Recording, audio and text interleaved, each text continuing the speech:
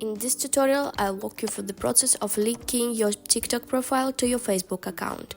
Be sure to listen to the end to avoid any mistakes. Don't forget to show your support by liking this video and subscribing to my channel. Let's get started. First, open the TikTok app and go to your profile.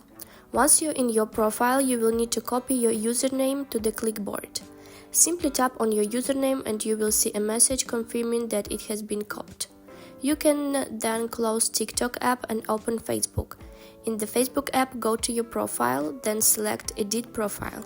Scroll down the page until you find the section for adding links and select Add Edit next to it. Now it's time to add a link to your TikTok profile. Click on Add Social Link, select the platform, in this case TikTok, and paste your username in the appropriate field. Then click Add to save. You will notice that the TikTok profile link has now been successfully added to your Facebook profile.